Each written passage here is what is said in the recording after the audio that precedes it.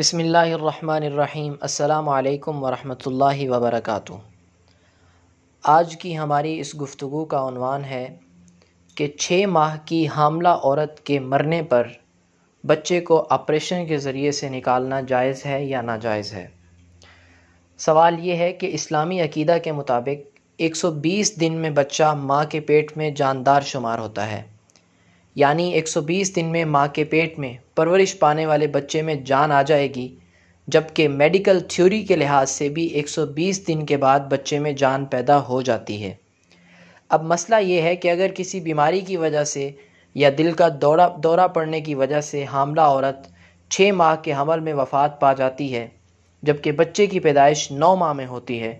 اب اگر بچے کو آپریشن کے ذریعے مردہ ماں کے پیٹ سے نکال لیا جائے تو شاید وہ بچ جائے، لیکن اگر ماں کے پیٹ میں رہنے دیا جائے اور مردہ عورت کو دفنا دیا جائے تو جاندار بچے کو بھی زندہ درگور کر دیا گیا۔ اب اس صورت میں کہ اگر عورت 6 ماہ کے حمل میں وفات پا جائے تو اس بچے کا کیا بنے گا جو ماں کے پیٹ میں پرورش پا رہا تھا؟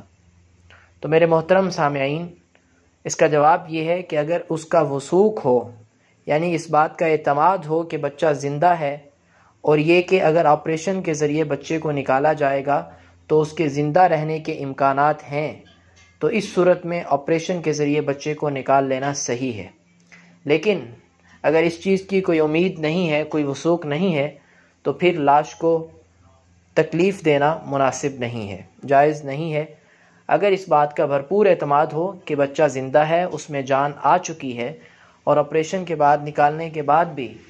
بچے کے زندہ رہنے کے امکانات ہیں، تو اس صورت میں تو نکالا جا سکتا ہے اس کو آپریشن کے ذریعے۔ اگر یہ صورت نہیں ہے تو پھر اس کو نکالنا جائز نہیں ہے۔